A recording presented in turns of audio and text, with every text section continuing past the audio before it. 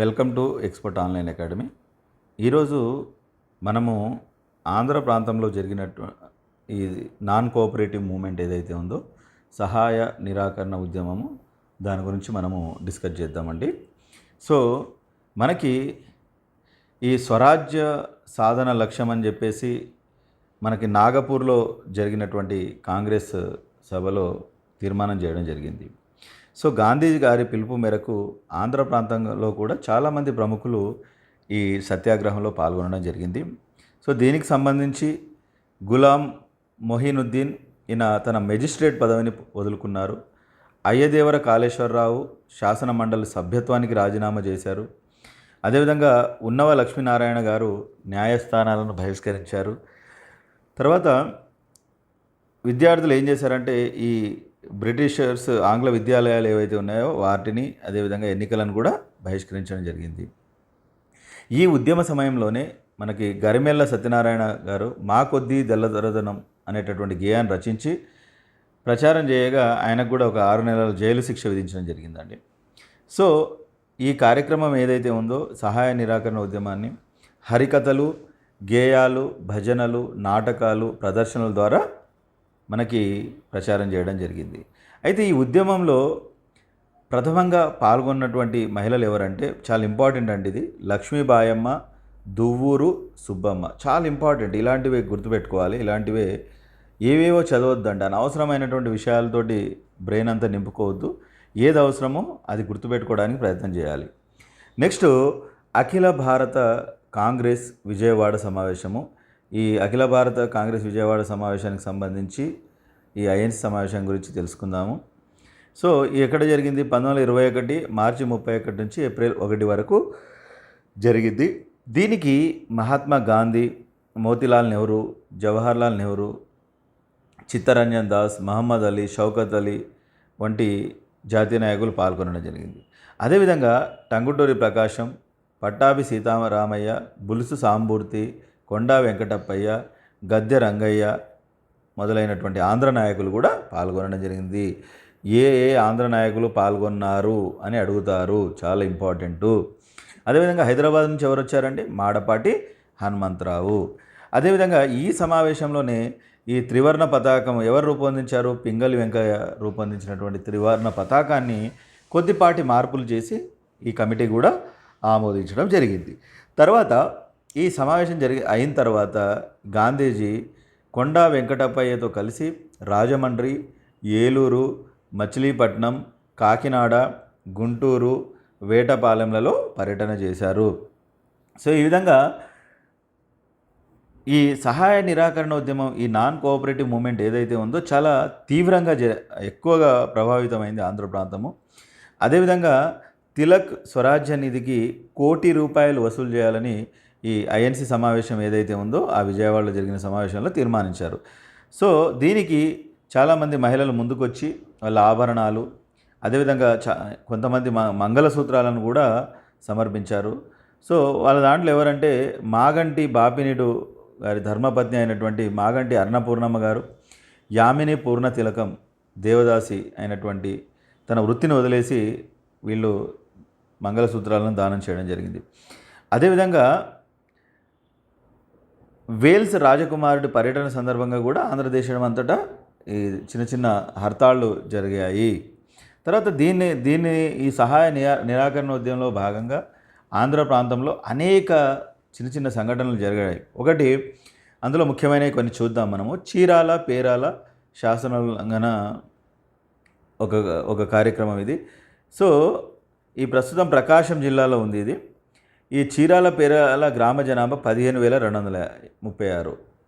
జాండ్రపేట, వీరరాఘవపేట గ్రామాలను చీరాల పేరాలతో కలిపి చీరాల యూనియన్ అనేవాళ్ళంట. ఈ యూనియన్ నుంచి ఏడాదికి 4,000 పన్ను వసూలయ్యేది. మద్రాసు ప్రభుత్వం 1919లో చీరాల పేరాలను ఏం చేశారో మున్సిపాలిటీగా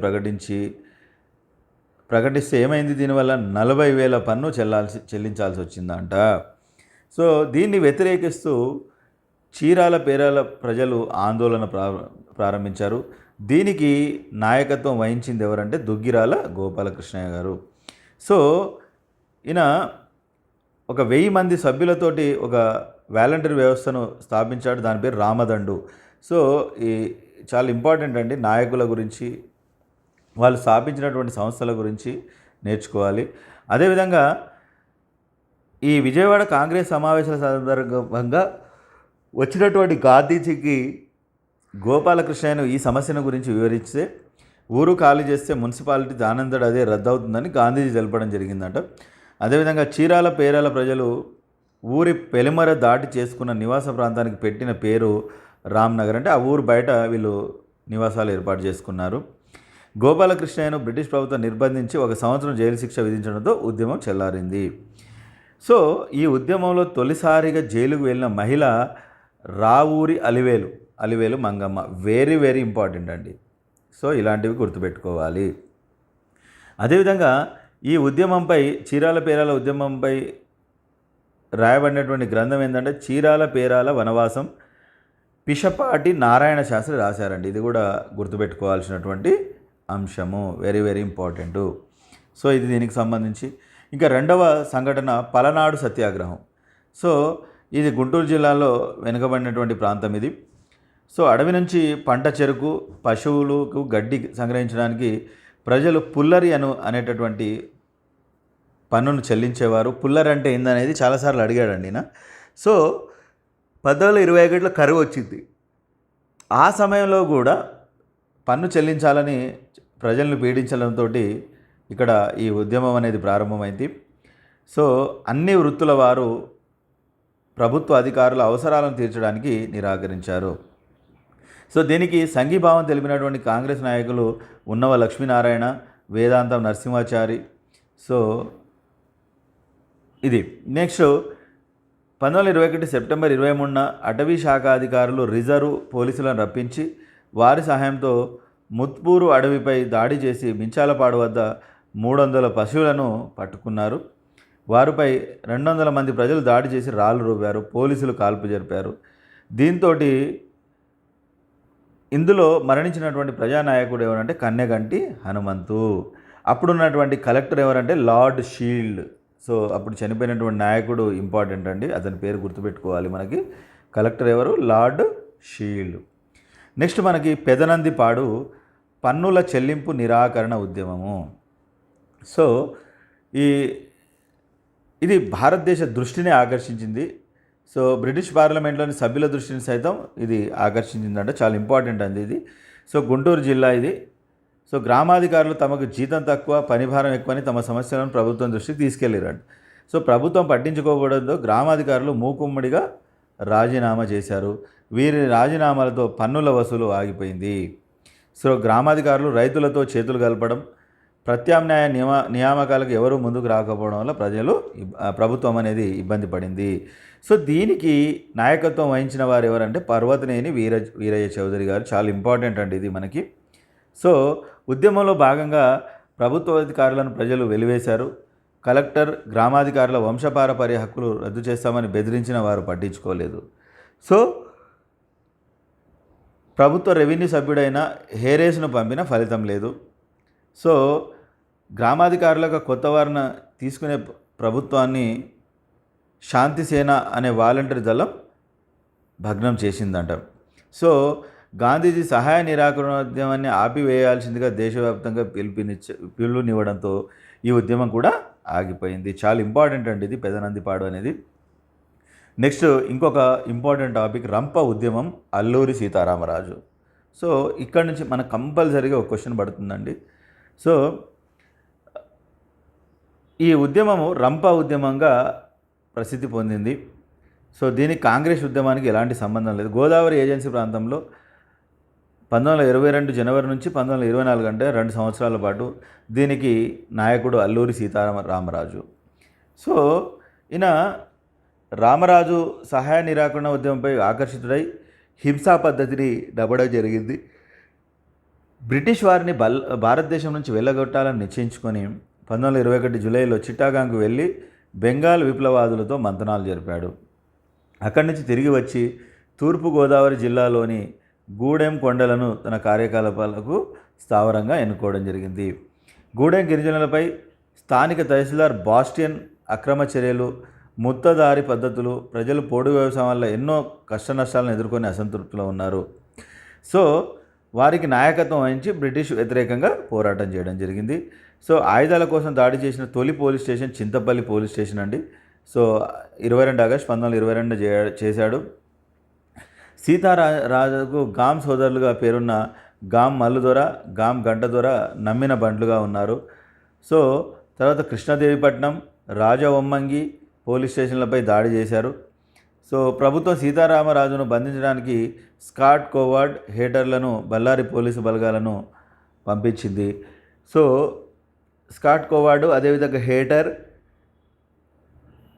ఇంకా 4 పోలీసులను రామరాజు హతమార్చడం జరిగింది.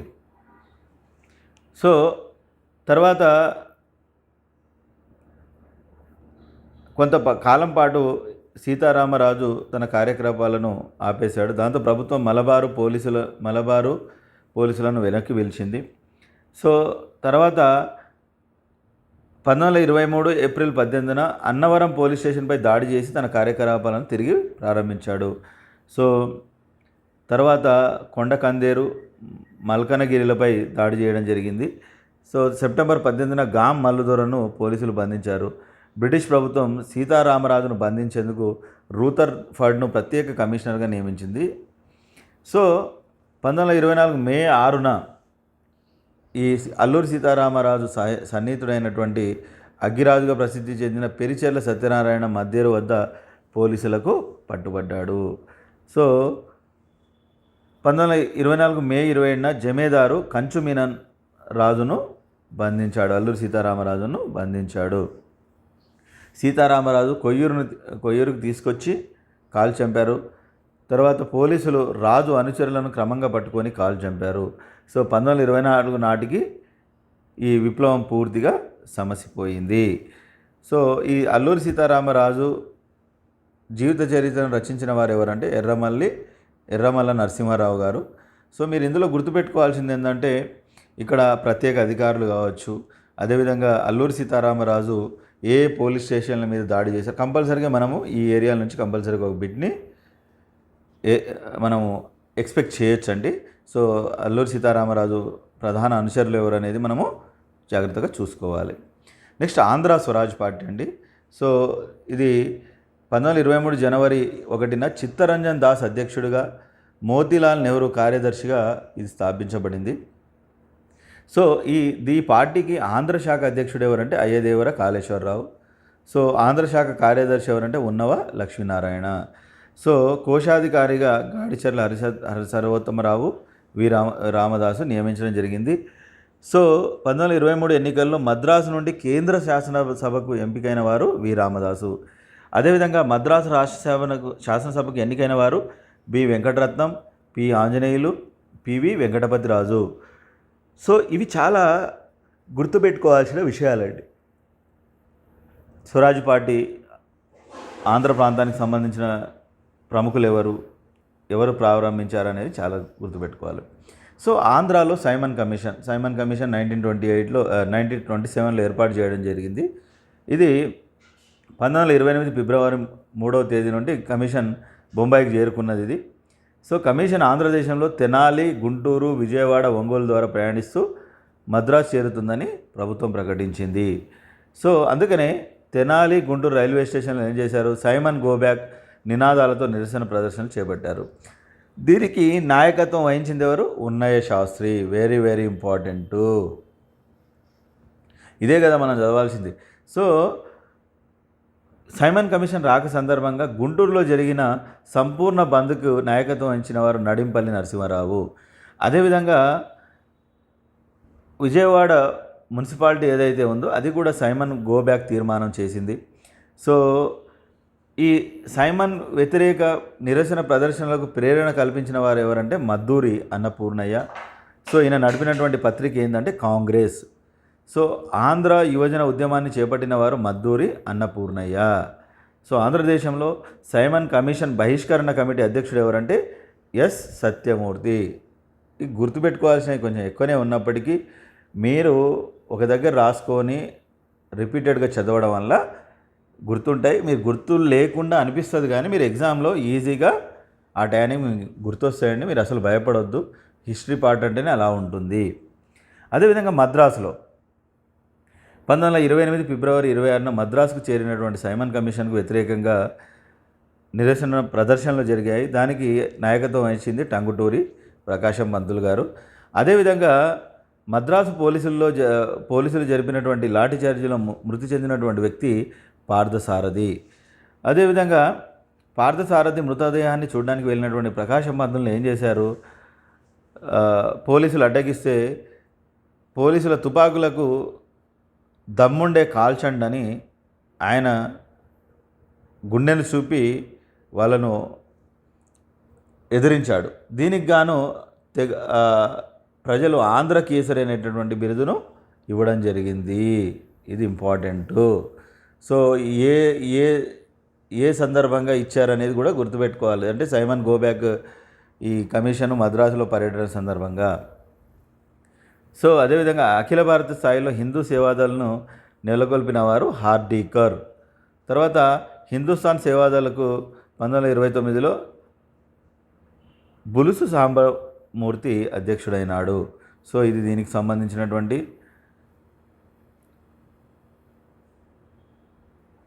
అదేవిధంగా జాతీయ స్థాయిలో ఆల్ ఇండియా ఇండిపెండెన్స్ లీగ్ ఏర్పాటు చేయబడింది. అధ్యక్షులు ఎవరంటే బులుసు సాంబమూర్తి. సో ఇలా మనం విదేశీ వస్త్రదానము అంటే విదేశీ వస్త్రదానము, ఖద్దరు వస్తువులు ధరించాలని ప్రచారం చేశారు. ఇవన్నీ చాలా సింపుల్ అండి. ఒకసారి జాగ్రత్తగా గుర్తుపెట్టుకోండి. ఓకే. నెక్స్ట్ ఆంధ్రలో శాసనోల్లంఘన ఉద్యమము. ఇవన్నీ చాలా ఇంపార్టెంట్ టాపిక్స్ అండి. So be careful. సో 1930 మార్చి 12న సబర్మతి ఆశ్రమం నుండి 78 మంది అనుచరులతో పాదయాత్రగా బయలుదేరి గుజరాత్లోని దండికి 1930 ఏప్రిల్ 6వ తేదీకి చేరుకొని ఉప్పు చట్టాన్ని ఉల్లంఘించారు. ఎవరు? గాంధీ గారు. సో గాంధీ చేపట్టిన దండయాత్రలో పాల్గొన్న ఏకైక ఆంధ్రుడు ఎర్నేని సుబ్రహ్మణ్యం అండి. Very very important. Erneni Subrahmanyam. So ఆంధ్రలో ఉప్పు సత్యాగ్రహం మొదలైన ప్రాంతం ఎక్కడ? మచిలీపట్నము. ఆంధ్రలో ఉప్పు సత్యాగ్రహ డిక్టేటర్గా నియమితుడైన వ్యక్తి కొండా వెంకటప్పయ్య. ఇవి చాలా ఇంపార్టెంట్ అండి ఇవి. సో చాలా జాగ్రత్తగా గుర్తుపెట్టుకోండి. సో ఈ సత్యాగ్రహ శిబిరాలు ఇక్కడ ఉన్నాయి, మనం చూసుకోండి. విశాఖపట్నం, తూర్పుగోదావరి, పశ్చిమ గోదావరి, కృష్ణా జిల్లా, గుంటూరు జిల్లా, నెల్లూరు, రాయలసీమ, మద్రాసు. ఇది చాలా టేబుల్ లాగా ఉంది, ఒకసారి చదువుకోండి మీరు. సో నెక్స్ట్ మనకి ఆంధ్రలో వివిధ ప్రాంతాల్లో జరిగిన ఉప్పు సత్యాగ్రహ ముఖ్యాంశాలు ఏమేమి ఉన్నాయి. సో మచిలీపట్నం జిల్లా జరిగింది. సో ఉద్యమ నాయకులు ఎవరు? భోగిరాజు, పట్టాభి సీతారామయ్య, అయ్యదేవర కాళేశ్వరరావు, ముట్నూరి కృష్ణారావు. సో వేలం వేసిన ఉప్పును కొనుగోలు చేసిన వారు పురాణం సూరిశాస్త్రి. ఇలాంటివి గుర్తుపెట్టుకోవాలండి. నెక్స్ట్ విశాఖపట్నం. సో తెన్నేటి విశ్వనాథం భీమునిపట్నం వద్ద ఉప్పు తయారు చేశారు. నెక్స్ట్ తూర్పుగోదావరి. ఇది కూడా వెన్నేటి సత్యనారాయణ గారు దీన్ని నాయకత్వం ఇచ్చారు. నెక్స్ట్ జిల్లాలో ఉప్పు సత్యాగ్రహ ఉద్యమంలో కీలక పాత్ర వహించిన వారు ఆశ్రమం సీతానగర ఆశ్రమము. సో ఆంధ్ర దండి అని పిలిచేవారు ఈ ఆశ్రమాన్ని. చొల్లంగి గ్రామం వద్ద ఉప్పు తయారీకి నాయకత్వం వహించిన వారు బులుసు సాంబమూర్తి అండి. అదేవిధంగా వెన్నంటి సత్యనారాయణ. సో ఇది నెక్స్ట్ పశ్చిమ గోదావరి జిల్లా గణపవరంలో సత్యాగ్రహానికి నాయకత్వం వహించిన వారు దండు నారాయణరాజు, తల్లా ప్రగడ నరసింహశర్మ. అదేవిధంగా సో తాడేపల్లిలో తన స్వగృహంలో సత్యాగ్రహ శిబిరాన్ని ఏర్పాటు చేసిన వారు డాక్టర్ నజీర్ అహ్మద్. నెక్స్ట్ గుంటూరులో ఈ ఉద్యమానికి నాయకత్వం వహించిన వారు కొండా వెంకటప్పయ్య. ఉప్పు సత్యాగ్రహ ఉద్యమాలకు ప్రేరణిస్తూ వీరగంధం తెచ్చినాము వీరుడెవడో తెలుపుడు అనే గీతాన్ని రచించిన వారు Tripuraneni Ramaswamy Chowdary. Very very important, చాలా ఇంపార్టెంట్ అండి ఇది. ఓకేనా. సో నెక్స్ట్ దేవరంపాడు తీసుకుంటే మనకి నేటి ప్రకాశం జిల్లాలో ఉన్నటువంటి ప్రాంతం ఇది మనకి. తర్వాత ఈ ప్రాంతాన్ని దక్షిణ దండి అని కూడా పిలుస్తారు. సో ప్రకాశం పంతులు సోగ్రాం విద్య శిబిరం ఏర్పాటు చేశారు. ఈ శిబిరానికి నాయకత్వం వహించిన వారు సాగి విజయరామరాజు, గౌస్ బేగ్. సో 1932లో దేవరంపాడు సత్యాగ్రహ శిబిరం వద్ద జరిగిన సభలో త్రివర్ణ పతాకాన్ని ఎగురవేసిన వారు దేశభక్త కొండా వెంకటప్పయ్య. సో అదేవిధంగా ఆంధ్రదేశ పర్యటనలో భాగంగా సత్యాగ్రహ శిబిరం వద్ద విజయస్తూపాన్ని ప్రతిష్ఠించిన జాతీయ నాయకుడు ఎవరు? బాబు రాజేంద్ర ప్రసాద్. చాలా ఇంపార్టెంట్ అండి ఇవి. నెక్స్ట్ నెల్లూరు. ఈ నెల్లూరుకు సంబంధించి టంగుటూరి ప్రకాశం ఒక ట్రస్ట్ను ఏర్పాటు చేసి తన స్వగృహాన్ని విరాళంగా ఇచ్చారు. నాయకత్వం వహించిన వారు బొమ్మ శేషారెడ్డి, ఓరుగంటి వెంకట సుబ్బయ్య, బెజవాడ గోపాలరెడ్డి, ఫకీర్ సుబ్బరామిరెడ్డి. ఇది మైపాడ్ బీచ్ వద్ద ఉప్పు తయారీ కార్యక్రమం ప్రారంభించారండి. సో జిల్లాలోని తొలి సత్యాగ్రహ దళానికి నాయకత్వం వహించిన వారు ఓరుగంటి వెంకట సుబ్బయ్య. అదేవిధంగా నెల్లూరు జిల్లా ఉప్పు సత్యాగ్రహ ఉద్యమంలో భాగంగా అరెస్టు కాబడిన తొలి మహిళ పాతూరి బాల సరస్వతమ్మ. ఇంపార్టెంట్ అండి ఇది. సో ఇది ఇంపార్టెంట్, వెరీ ఇంపార్టెంట్. అదేవిధంగా గౌతు లచ్చన్న, శ్రీకాకుళానికి వచ్చేసరికి గౌతు లచ్చన్న, యశోదాదేవి జైలు శిక్ష అనుభవించారు. రాయలసీమ ఉద్యమంలో రాయలసీమ పితగా పేర్కొంచిన వారు కల్లూరి సుబ్బారావు అండి. అదేవిధంగా మద్రాసు ప్రాంతంలో ఉద్యమ నాయకులు టంగుటూరి ప్రకాశం పంతులు, కాశీనాథుని నాగేశ్వరరావు. సో టంగుటూరి ప్రకాశము, శ్రీమతి దుర్గాబాయి దేశ్ముఖ్ల నాయకత్వంలో మహిళా కార్యకర్తలు హైకోర్టు బీచ్ వద్ద ఉప్పు తయారు చేసి నిరసన తెలిపారు. సో శాసన ఉల్లంఘన ఉద్యమంలో మహిళల పాత్ర చాలా ఇంపార్టెంట్ టాపిక్ ఇది. మహిళలు. సో అచంట లక్ష్మీపతి, రుక్మిణి లక్ష్మీపతి భారతదేశంలోనే మొదటిసారి అరెస్టు కాబడిన మహిళ. ఉప్పు సత్యాగ్రహ సమయంలో ఆంధ్రలో తొలి పట్టభద్రురాలు. ఇంపార్టెంట్ అండి. వేదాంతం కమలాదేవి, గుంటూరు సభకి అధ్యక్షురాలు, బిరుదు దేశ సేవిక. చాలా చాలా ఇంపార్టెంట్. తల్లా ప్రగడ విశ్వసుందరమ్మ తెనాలిలో జరిగినటువంటి గుంటూరు జిల్లా రాజకీయ సభకు అధ్యక్షత వహించారు.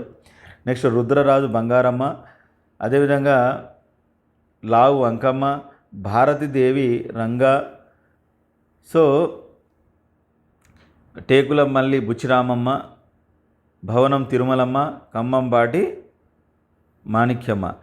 సో 6 నెలల పసిబిడ్డతో సహా జైలుకు వెళ్ళినటువంటి మహిళామణి. సో వెరీ వెరీ ఇంపార్టెంట్ అండి ఇది. ఇలా గుర్తుపెట్టుకోండి ఇవి ఒకసారి జాగ్రత్తగా. అదేవిధంగా శాసనోల్లంఘన సద్యంలో ప్రసిద్ధి పొందినటువంటి గీతాలు ఆల్రెడీ మనం పైన చదివినవే అండి. ఎప్పుడు కూడా మీరు రిపీటెడ్గా రాసుకోకండి. ఒక దగ్గర రాసామంటే మళ్ళీ అవసరం లేదండి, ఒక దగ్గర రాసుకోండి. ఓకేనా? సో ఇవి మనం ఆల్రెడీ ఇక్కడ ఇంతకుముందు వీరగంధము తెచ్చినాము, వీరుడెవరో తెలుపుడి, త్రిపురనేని రామస్వామి చౌదరి, గొల్లపూడి సీతారామశాస్త్రి కళ్ళు మానండోయ్, మాడుగంటి జగ్గన్న, బౌర్దోలి సత్యాగ్రహ విజయం, భారత స్వరాజ్యయుద్ధం, బసవరాజు అప్పారావు, పోదాం స్వరాజ్య లక్ష్మి పెళ్లికి, చూడరారే మణులారా, గరికపాటి మల్లదాని, 30 కోట్ల ప్రజల ముప్పు తీర్చే ఉప్పు, గరిమెల సత్యనారాయణ, కళ్ళు తాగబోవు కడుపు మార్చుకోకు, 12 రాష్ట్రాలు పండుచున్నా కానీ పట్టడన్న లోపమండి. ఇవి గీతాలు అనండి. అదేవిధంగా రచనలు.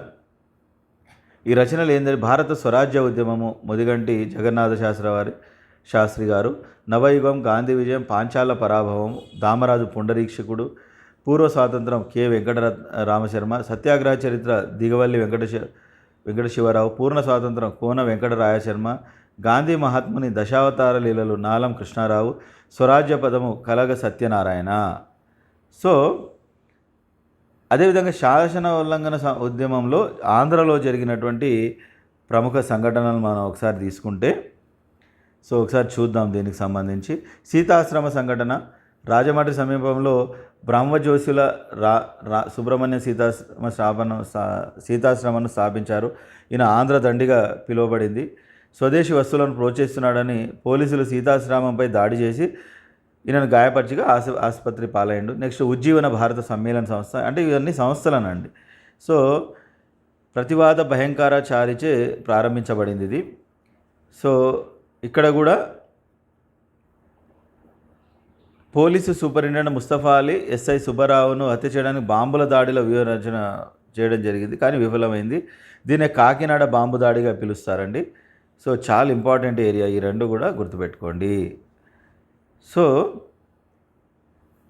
రెండవ రౌండ్ టేబుల్ సమావేశానికి కంటే ముందు గాంధీజీని కలిసి ప్రత్యేక ఆంధ్ర రాష్ట్ర విషయాన్ని ప్రస్తావించాలని కోరినటువంటి నాయకులు, ఆంధ్ర నాయకులు భోగరాజు పట్టాభి సీతారామయ్య, అయ్యదేవర కాళేశ్వరరావు. సో ప్రత్యేక ఆంధ్ర రాష్ట్ర విషయంలో ఇంగ్లాండ్ రాణిని భారత అండర్ సెక్రటరీ లార్డ్ లోతెన్ను కలిసినటువంటి ఆంధ్ర నాయకులు వివిగిరి, ఏపీ పాత్రో, ఎం రామచంద్రరావు. ఈయన బొబ్బిల్ రాజు అన్నట్టు ఆయన. నెక్స్ట్ మనకి ఇంపార్టెంట్ టాపిక్ ఆంధ్రదేశంలో క్విట్ ఇండియా మూమెంట్ అనేది ఒకసారి చూద్దాం మనము. సో ఈ ఆంధ్రదేశంలో క్విట్ ఇండియా మూమెంట్ టాపిక్ ఒకసారి చూస్తే మనకు దీనికి సంబంధించినటువంటి అంశాలు మనకి కంప్లీట్ అవుతాయి.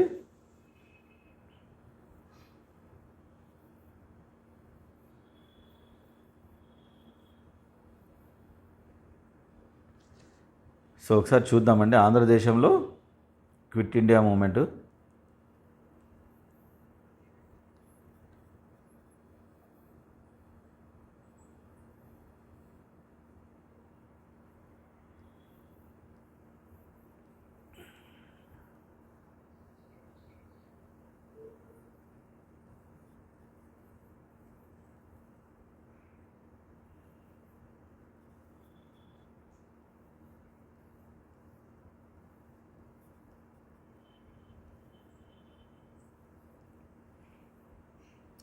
ఆంధ్రదేశంలో క్విట్ ఇండియా మూమెంట్ అండి.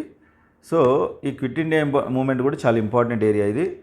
సో మనకి 1942 ఆగస్టు 8న ఈ భారత కాంగ్రెస్ కమిటీ బొంబాయిలోని గవాలియా ట్యాంక్ మైదానంలో ఒక సమావేశమై ఈ క్విట్ ఇండియా తీర్మానాన్ని చేసింది. ఆగస్టు 9న గాంధీతో సహా ముఖ్య నాయకులను ప్రభుత్వం బంధించడంతో ఏ నాయకుడు లేకుండానే ఈ ఉద్యమం సాగింది.